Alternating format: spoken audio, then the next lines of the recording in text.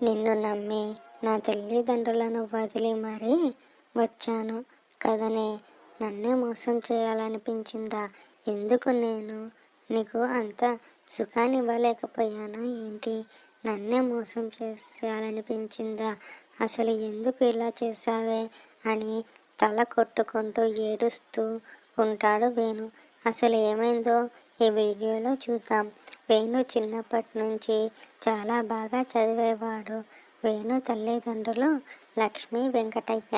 వీళ్ళిద్దరికీ ఒక్కటే కొడుకు వేణు. చాలా బాగా చదివి మంచి ఉద్యోగం. ఫ్రెండ్స్, మీరు మా వీడియోస్ని చూస్తున్నారే కానీ లైక్ చేయడమే లేదు ఫ్రెండ్స్. చూసేవాళ్ళు ఒక లైక్ చేస్తే మాకు సపోర్టివ్గా ఉంటుంది. ప్లీజ్ లైక్ చేయండి. తెచ్చుకున్నాడు.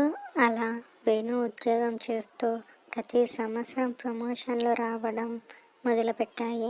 అలా జీతం కూడా పెరిగింది. ఉన్న ఊర్లోనే చిన్న ఇల్లు ఉండేది. ఆ ఇల్లుని తీసేసి మంచిగా ఒక అంతస్తు మేడ కట్టాడు వేణు.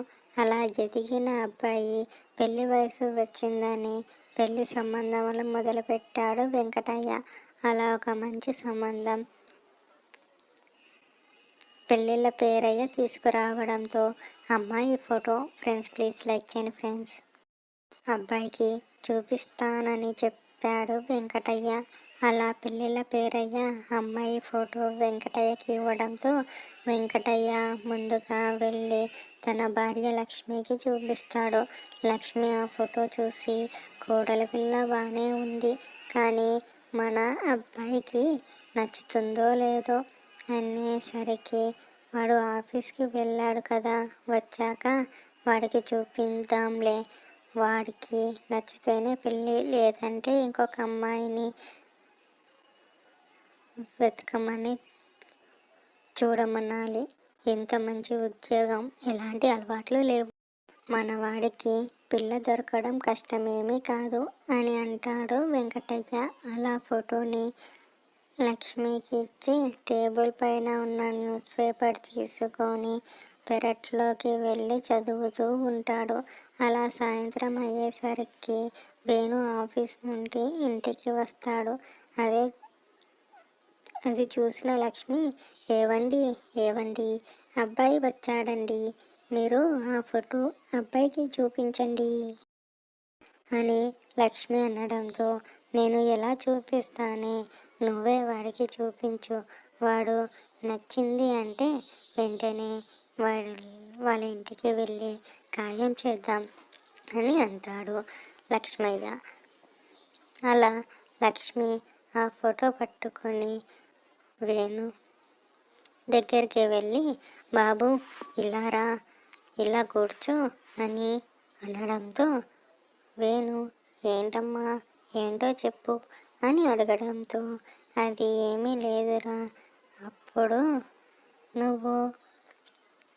నువ్వు నీ కాళ్ళపైన నిలబడ్డావు, నీకంటూ ఒక ఉద్యోగం ఉంది, బాగానే సంపాదిస్తున్నావు, మేము ఎప్పుడు పోతామో మాకే తెలియదు, మేము ఉన్నప్పుడే నీకు పెళ్లి చేసి నీకు పుట్టబోయే మనవడో మనవరాలతోనూ ఆడుకోవాలని ఉందిరా, అందుకనే మీ నాన్నగారు నీకు ఒక మంచి సంబంధం చూశాడు, ఇదిగో ఈ అమ్మాయిని చూడు ఎలా ఉందో, నీకు నచ్చితే వెంటనే మీ నాన్నగారు ఖాయం చేస్తానంటున్నారు, ఏమంటావు అని అనడంతో, మీ ఇష్టమమ్మా అని వేణు చెప్తాడు. అలా కాదురా, జీవితాంతం నీతోనే ఉండాలి కనుక నీకు నువ్వే నచ్చిందో లేదో అని చూసుకో అని ఫోటో ఇవ్వడంతో వేణు ఒక్కసారిగా ఆ ఫోటో చూసి, ఈ అమ్మాయి నాకు చాలా బాగా నచ్చింది అమ్మా అని చెబుతాడు. అది విన్న వెంకటయ్య లక్ష్మి చాలా సంతోషిస్తాడు. వెంటనే వెంకటయ్య ఫోన్ తీసుకొని పెళ్ళిళ్ళ పేరయ్యకు ఫోన్ చేసి, మీరు తెచ్చిన ఈ సంబంధం మా అబ్బాయికి చాలా బాగా నచ్చిందట, ఆ అమ్మాయిని చేసుకుంటాను అంటున్నాడు, ఒకసారి వాళ్ళ తల్లిదండ్రులతో మాట్లాడి ఒక మంచి రోజు చూసుకొని మేము వాళ్ళ ఇంటికి వస్తాము అని చెప్పండి అని చెప్పడంతో పెళ్ళిళ్ళ పేరయ్య ఆ అమ్మాయి వాళ్ళ తల్లిదండ్రులకు ఫోన్ చేస్తాడు. అలా చెప్పడంతో అటువైపు వాళ్ళు చాలా సంతోషిస్తారు. వేణు ఫోటో కూడా ఎప్పుడో వాళ్ళ చూసి నచ్చారని చెప్పారు. కానీ పెళ్ళి కొడుకుల నుంచి ఎలాంటి సమాధానం లేనప్పుడు మనం ఎలా మాట్లాడతామని ఆగిపోయారు. అయితే అబ్బాయి చాలా మంచివాడు, ఎలాంటి అలవాట్లు లేవు, మంచి ఉద్యోగం చేస్తున్నాడు, బాగానే సంపాదిస్తున్నాడు అని ముందుగానే తెలిసింది. అలాగే అయితే ఈ వారం మంచి రోజు ఉందేమో చూడండి, వెంటనే రమ్మనండి, పెళ్ళి కూడా త్వరగానే చేస్తాము అని అమ్మాయి తరపున వాళ్ళు చెప్తారు. అలానే ఒక మంచి రోజు చూసుకొని వేణు తల్లిదండ్రులు అమ్మాయి వాళ్ళ ఇంటికి వెళ్తారు. అలా ఒకరినొకరు చూసుకోవడంతో బాగా నచ్చుతారు. అలా చెప్పడంతో త్వరగానే పెళ్లి చేస్తారు. ఫ్రెండ్స్ ప్లీజ్ లైక్ చేయొచ్చు కదా ఫ్రెండ్స్. అమ్మాయి పేరు స్వాతి. తను కాలేజ్ చేస్తున్నప్పుడే ఒక అబ్బాయిని గాఢంగా ప్రేమించింది. పెళ్ళి అంటూ చేసుకోవాలి అంటే ఆ ప్రేమించిన వ్యక్తి శివనే చేసుకుంటానని స్వాతి ముందుకేసింది. కానీ శివది వేరే కులం, స్వాతిది వేరే కులం అనే కులాల అడ్డు పెట్టుకొని స్వాతి తల్లిదండ్రులు నేను చూసిన సంబంధమే చేసుకోవాలి, లేదంటే మేము విషం తాగి చనిపోతామని బెదిరించడంతో స్వాతి తప్పక ఈ పెళ్లి చేసుకోవాల్సి వచ్చింది. అలా పెళ్ళైపోవడంతో వేణు స్వాతిని వాళ్ళింటికి తీసుకువెళ్తాడు. అలా మొదటి రాత్రి వచ్చిన స్వాతి మాత్రం ఒక్క నిర్ణయంపై బలంగా ఉంటుంది. అసలు ఇతనితో పడుకోవాలనే లేదు, నాకు ఇష్టమే లేదు అని. అలా అని మొదటి రాత్రి కూడా వేణువలద్దు అని నింది. అలా ఆ రాత్రి అలానే గడిచిపోయింది. ఏదో ఒక రోజైతే ఆపను ప్రతిరోజు ఈరోజైతే ఆపాను, ప్రతిరోజు అయితే ఇలా ఆపలేను కదా అనుకుంది. అలానే రెండో రోజు అలానే ఆపేసింది. అలా వారం రోజులు ఆపేసరికి వేణుకి ఏమీ అర్థం కాలేదు. మొదట్లో అంటే భయం వేసిందేమో అనుకున్నాను, కానీ ఇప్పుడేమైంది అని అడిగేసరికి అలా ఏమీ లేదండి అని ఎక్కడ నిజం బయటపడుతుందో అని స్వాతి ముందుగా వేణుని గట్టిగా హగ్ చేసుకుంది. అలా వాళ్ళు మొదటి రాత్రి రెండో వారం రోజు జరిగింది. అందరూ కూర్చొని తింటున్న సమయంలో ఎప్పుడు లేని విధంగా శివ ఒక్కసారిగా స్వాతికి ఫోన్ చేస్తాడు. స్వాతి అది చూసి ఒకసారిగా ఉలిక్కి పడుతుంది.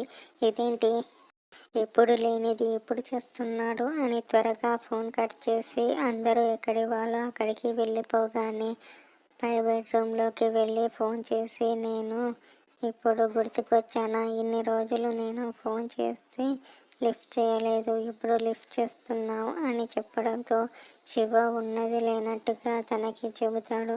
అదేమీ లేదు, మీ నాన్న నన్ను చాలా బాగా కొట్టించాడు, పోలీస్ స్టేషన్లో వేశాడు, ఈరోజే రిలీజ్ అయ్యాను, నువ్వు చాలా గుర్తుకు వచ్చావు. అసలు ఫ్రెండ్స్ ప్లీజ్ లైక్ చేయొచ్చు కదా ఫ్రెండ్స్. ఏమైపోయావు, ఎక్కడికి వెళ్ళిపోయావు అని అడగడంతో నన్ను జైలుకు పంపించి నన్ను వేరే వాడితో పెళ్లి చేశారు అని స్వాతి చెప్పడంతో శివ ఏడుస్తున్నట్లు నటిస్తాడు. సరే అయితే నేను చేసి చాలా రోజులైంది, నువ్వు ఎక్కడున్నావో చెప్పు, నేను వస్తాను అని అనడంతో వద్దు, మా అత్తయ్య మామయ్య ఇంట్లోనే ఉన్నారు, నన్ను క్షమించు, నేను ఇక్కడికి రాలేను అని చెప్పి ఫోన్ కట్ చేస్తుంది స్వాతి. అయినా కానీ శివ వదలకుండా ఫోన్ చేస్తూనే ఉంటాడు. నేను నీకు మళ్ళీ చేస్తాను అని చెప్పి చెప్తుంది స్వాతి. శివ మాత్రం వినకుండా మెసేజ్లు ఫోన్లు చేయడంతో స్వాతి ప్లీజ్ నన్ను ఏడిపించుకో, ఇప్పటికే నేను చాలా బాధల్లో ఉన్నాను.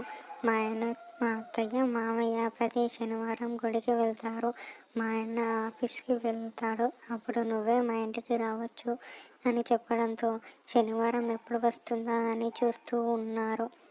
అలా ఉదయాన్నే స్నానం చేసుకొని అందరూ కూడా ఒక్కసారిగా ఇంట్లో నుంచి బయటికి వెళ్ళిపోవడంతో వెంటనే శివకి ఫోన్ చేస్తుంది.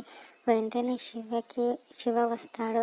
వచ్చి రావడంతో అసలు ఏమీ మాట్లాడకుండా వెంటనే వెళ్ళి కౌగలించుకొని బెడ్రూమ్ వైపు తీసుకువెళ్తాడు.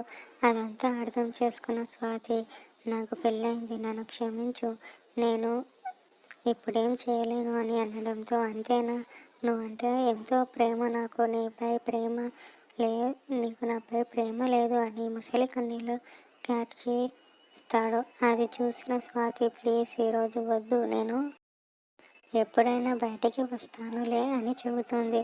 అలా ఎప్పుడు బయటకు వెళ్దామని చూసినా కానీ అత్తయ్య, మామయ్య నేను వస్తానమ్మా అని తోడు వచ్చేవారు. అలా శివాని కలవడం కుదరకపోయేది.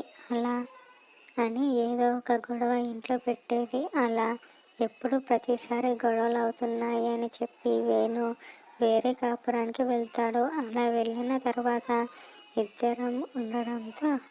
ఇద్దరే ఉండడంతో వేణు ఉదయాన్నే ఆఫీస్కి వెళ్ళిపోతాడు.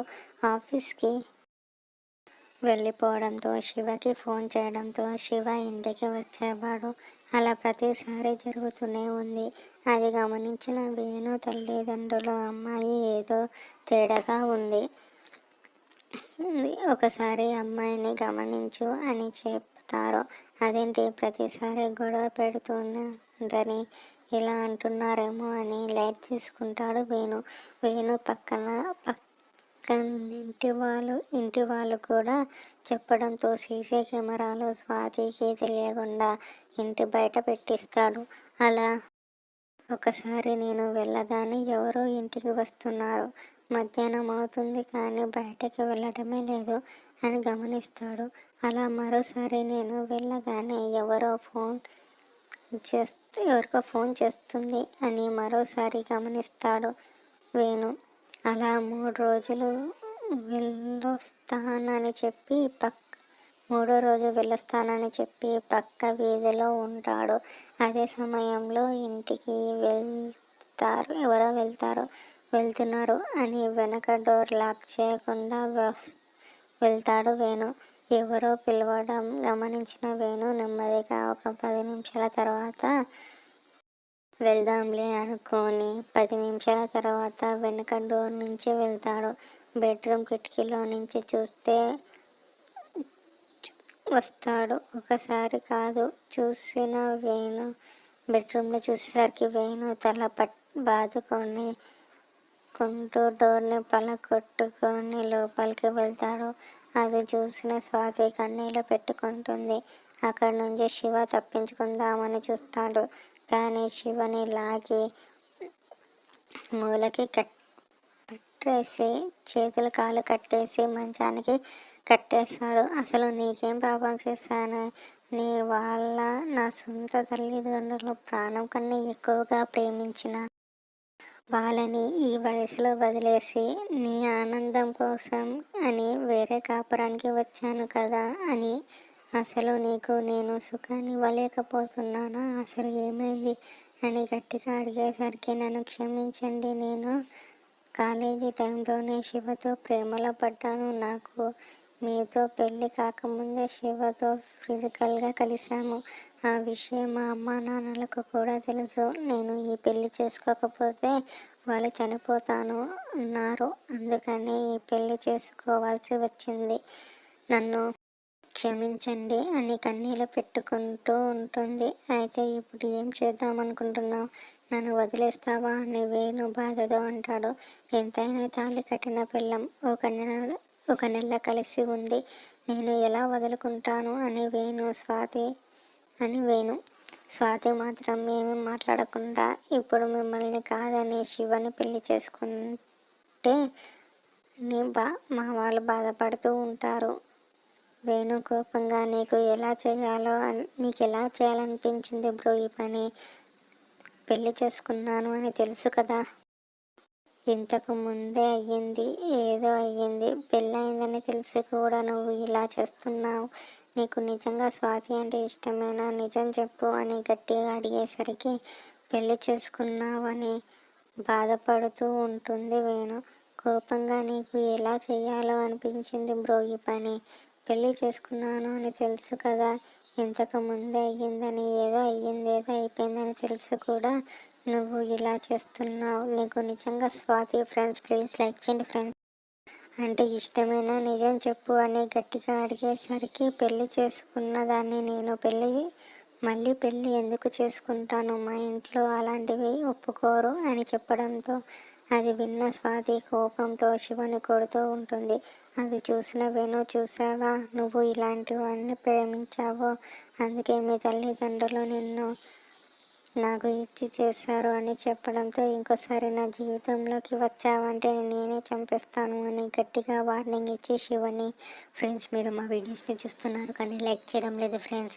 మీరు ఒక లైక్ చేస్తే మాకు సపోర్టివ్గా ఉండద్దు, ప్లీజ్ లైక్ చేయండి. అక్కడి నుంచి పంపించేస్తుంది. సరే వాడు పోయాడనుకున్న పరిస్థితి ఏంటి? సరే పడిపోయారు, ఇప్పుడు నా పరిస్థితి ఏంటి అని వేణు అడగడంతో నన్ను క్షమించండి, నేను పాడైపోయిన దాన్ని, మీరు ఇంకో పెళ్లి చేసుకోండి, ఇంకనైనా కలిసి ఉందాం, ఇప్పటి వరకు జరిగిందేదో మర్చిపోదామని వేణు చెప్పడంతో మీరు చాలా మంచివారండి అని కాళ్ళ మీద పడి క్షమాపణ కోరుతుంది. అలానే అక్కడి నుంచి వెంటనే మనతే మామయ్య దగ్గరికి వెళ్ళిపోదామండి అని చెప్పి జీవితాన్ని ముందుకు సజావుగా సాగిస్తుంది స్వాతి.